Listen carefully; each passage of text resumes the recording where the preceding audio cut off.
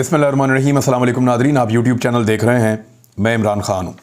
पहले आपको एक कहावत सुनाता हूँ मैं, और ये एक चाइनीज़ जर्नल था।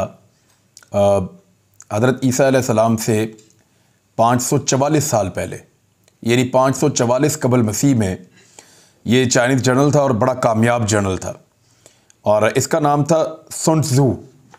तो सुन त्ज़ू जो था, बड़ा मुश्किल नाम होता है चाइनीज़। उसकी एक कहावत है जो बहुत मशहूर हुई दुनिया में आज भी, और चाइना में ख़ास तौर पे उस कहावत को दोहराया जाता है। उसने कहा था, to win 100 victories in 100 battles is not the supreme of excellence, to subdue the enemy without fighting is the supreme of excellence. इसका मतलब ये है कि 100 लड़ाइयों में से आप 100 फतूहात हासिल करें तो ये उतने बड़े कमाल की बात नहीं है, या ये वैसे कमाल की बात नहीं है कि आप बगैर लड़े दुश्मन को ज़ेर कर लें। यही है कमाल दर्जा।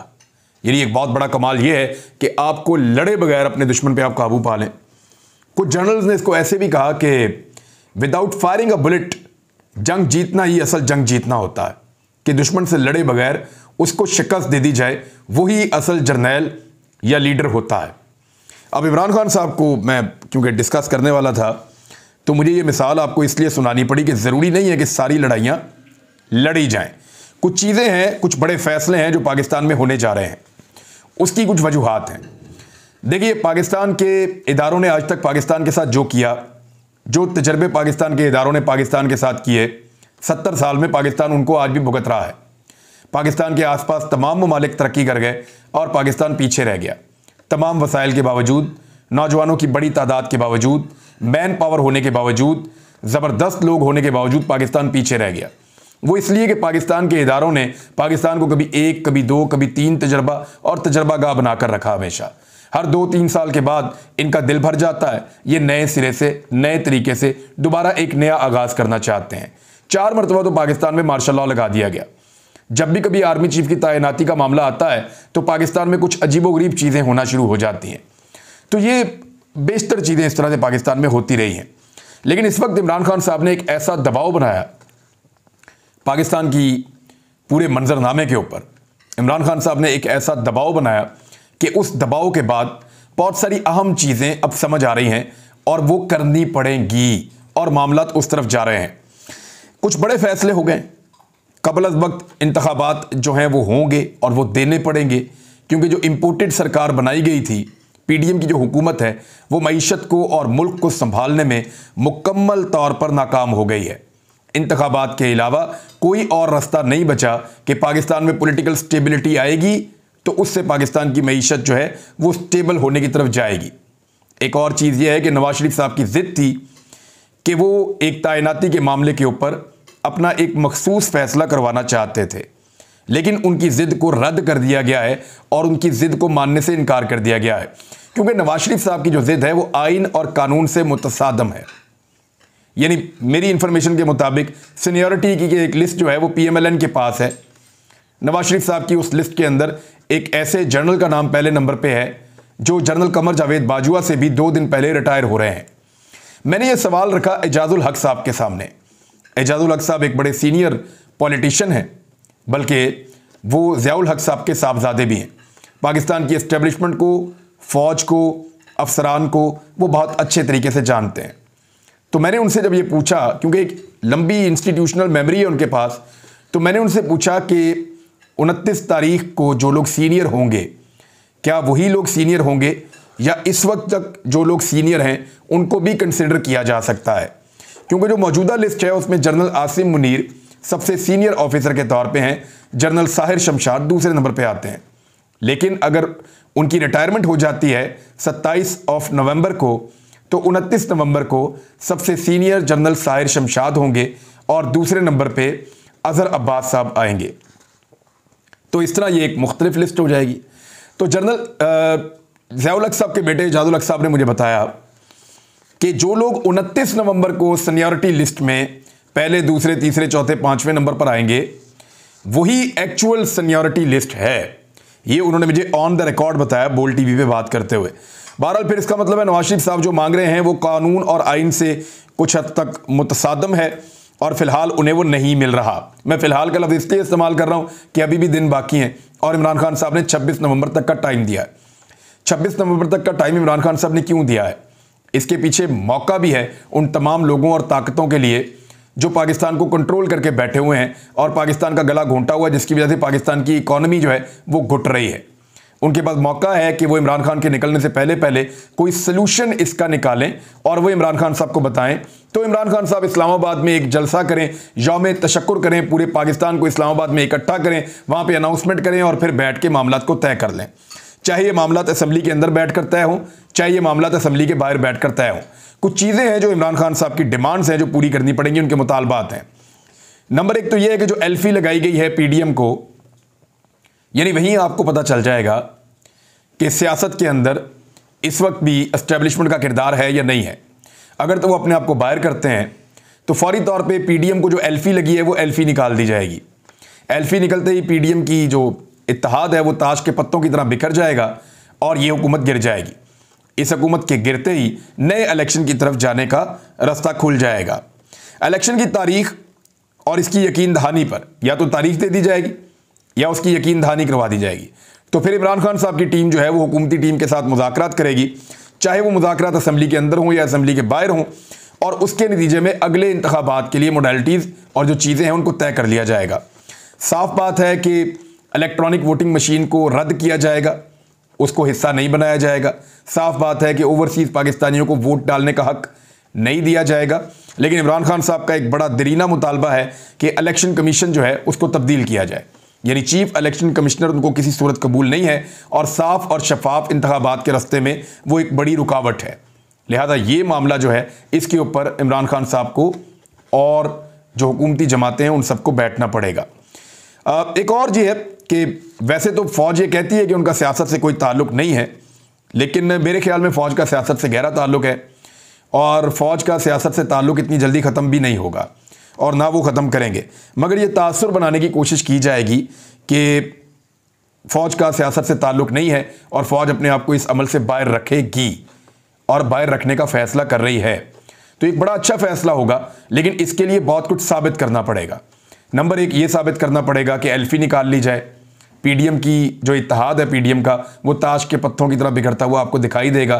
तो समझ लीजिएगा कि फिर जो इदारे हैं या एस्टेब्लिशमेंट है उन्होंने अपने आप को इस सारे अमल से बाहर निकाल लिया है। जिस वक्त आप पाकिस्तान को इलेक्शन की तरफ जाता देखें तो फिर आप समझ लीजिएगा कि इदारे अपने आप को बाहर ले जा चुके हैं। अभी तक तो जो चीज़ें कंट्रोल हो रही हैं, मैं कभी नहीं मान सकता कि पीडीएम की ये जमातें जिनकी ना एक दूसरे से शक्ल मिलती है, ना हरकतें मिलती हैं, ना नज़रियात मिलते हैं, ना सोच मिलती है, ये मिलकर एक हुकूमत चला सकती हैं। इनको मिलाया गया है और मिलाकर एक हुकूमत बनाई गई है और हुकूमत चलाने पर मजबूर किया जा रहा है। अब कुछ लोग जो हैं वो मिसाके पाकिस्तान की बात करने लग पड़े हैं कि एक मिसाके पाकिस्तान किया जाए। कभी मिसाके जमहूरियत होता है, कभी कोई मिसाक हो जाता है, कभी कोई मिसाक हो जाता है। अब एक नया मजाक किया जा रहा है। मेरे ख्याल में अगर मिसाके पाकिस्तान किया जाए तो उसमें पाकिस्तान की फ़ौज का पाकिस्तान की सियासत से किरदार हमेशा के लिए ख़त्म कर दिया जाए, क्योंकि जब तक सियासत में फ़ौज किरदार अदा करती रहेगी तब तक बार बार आपको इस तरह के मिसाक करने पड़ेंगे और ऐसे फार्मूलाज आपको देने पड़ेंगे लोगों की नाराज़गी ख़त्म करने के लिए। लिहाजा फ़ौज का सियासत से किरदार ख़त्म होना नहायत ज़रूरी है। हाँ, ये ज़रूर है कि फ़ौज की जो इंस्टीट्यूशनल मेमोरी है, जो एक पूरा का पूरा एक रिकॉर्ड है, उसको इस्तेमाल किया जाए, फ़ौज से फ़ायदा उठाया जाए। आम मामलात के अंदर मुशावरत भी की जा सकती है। दाखिली और खारजी मामलात के अंदर दुनिया भर की अफवाज जो हैं वो अपने मुमालिक के जो सरबराह या हुकूमतें हैं उनकी मदद करती हैं, तो फ़ौज यहाँ मदद कर सकती है।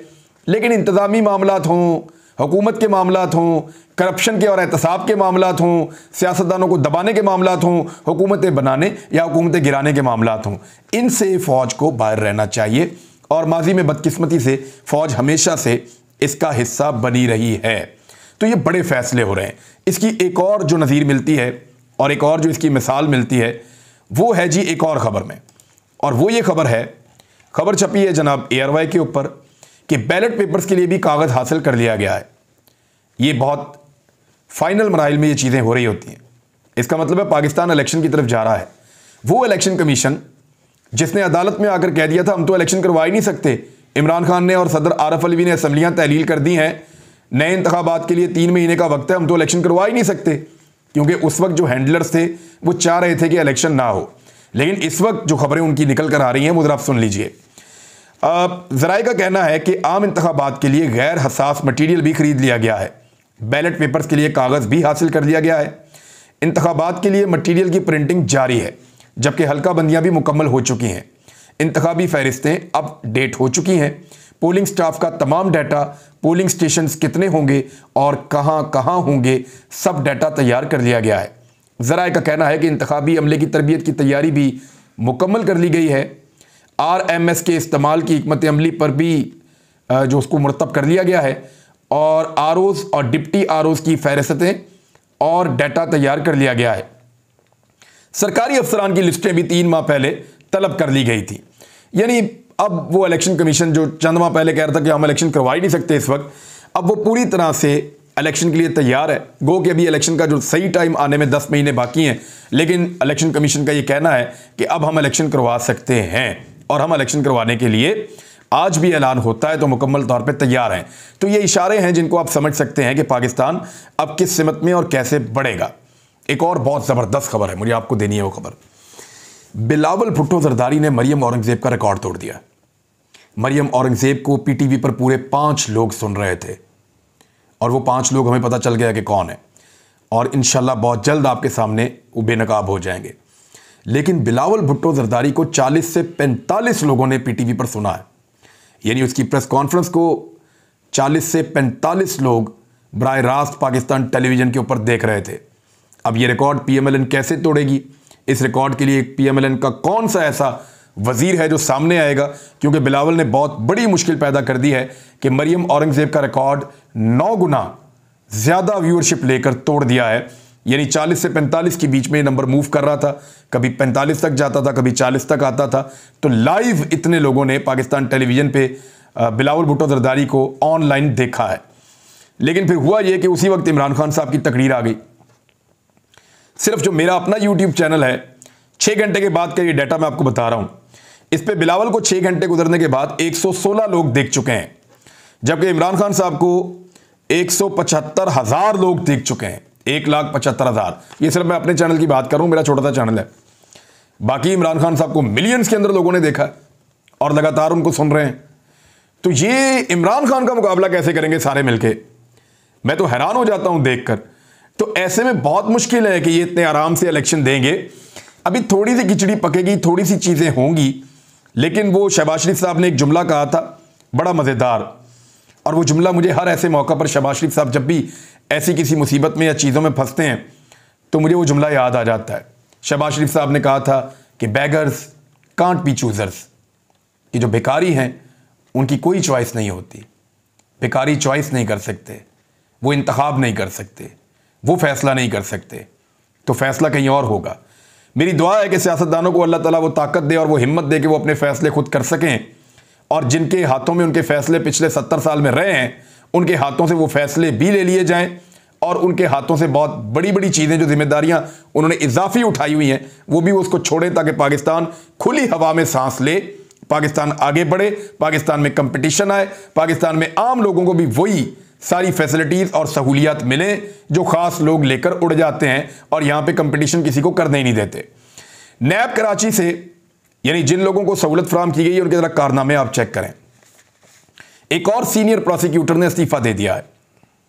नैब प्रोसिक्यूटर RD कल्होर, उन्होंने इस्तीफ़ा चेयरमैन नैब को भेज दिया है। 2010 से ये नैब के साथ काम कर रहे थे। इससे पहले भी 2 सीनियर प्रोसिक्यूटर ने ओहदे से इस्तीफ़ा दे दिया था। प्रॉब्लम यह है कि हाई प्रोफाइल केसेस वापस लेने पर नैब प्रोसिक्यूटर बहुत ज़्यादा दबाव का शिकार हैं। प्रोसिक्यूटर्स जिन मुल्जिमान के मुखालफत में पहले दलाइल दिया करते थे, अब उन मुल्जिमान के खिलाफ केसेस वापस लेने के लिए अदालतों में दलाइल देने का कहा जा रहा है। यानी पहले जिनको मुजरिम साबित करना होता था, अब उनको मासूम साबित करना होता है। मुंह भी वही, जबान भी वही, हाथ भी वही, बंदा भी वही, शक्ल भी वही, मौक़िफ़ ही बदल गया। तो बहुत सारे लोग जो हैं उनकी गैरत गवारा नहीं करती, वो रिज़ाइन भी कर सकते हैं। इसी तरह ये 3 सीनियर प्रोसिक्यूटर्स ने सिंध के अंदर ये कहकर इस्तीफ़ा दे दिया कि जनाब हम नहीं ये मुनाफकत कर सकते, कल हम इनके खिलाफ केसेस लड़ रहे थे और आज जो है वो हमें कहा जा रहा है कि जनाब इनके हक में अब गवाहियाँ दी जाएँ। पाकिस्तान की मईशत के बारे में फिर एक खबर है। और शब्बर जैदी साहब ने इसके ऊपर बात की है। FBR के साबिक चेयरमैन हैं और एक्सपर्ट हैं। उन्होंने कहा मुल्की मईशत के हवाले से ख़तरे की घंटी बजा दी है। उन्होंने खबरदार किया कि फौरी तौर पर मौसर इक़दाम ना किए गए तो हालात मज़ीद संगीन हो सकते हैं। उन्होंने ARY की न्यूज़ में बात की और उन्होंने ख़ुसूसी गुफ्तगू करते हुए कहा कि पाकिस्तान के माशी हालात तेज़ी से मुसलसल ख़राबी की तरफ जा रहे हैं। उन्होंने कहा कि IMF के साथ मुआहदे के बावजूद मज़ीद मसाइल पैदा हो रहे हैं।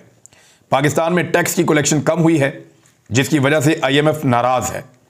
शब्बर जैदी का कहना था कि IMF ने 800 अरब रुपए के मज़ीद टैक्सेस लगाने का मुतालबा किया है, लेकिन मौजूदा हुकूमत इस पोजीशन में नहीं है कि मज़ीद टैक्सेस लागू करे। उन्होंने कहा कि हुकूमत मज़ीद टैक्सेस नहीं लगाती तो नतीजे में यकीनन IMF के साथ डेडलॉक पैदा होगा। मौजूदा हुकूमत ने रेवेन्यू और टैक्स कलेक्शन में कोई बेहतरी नहीं की।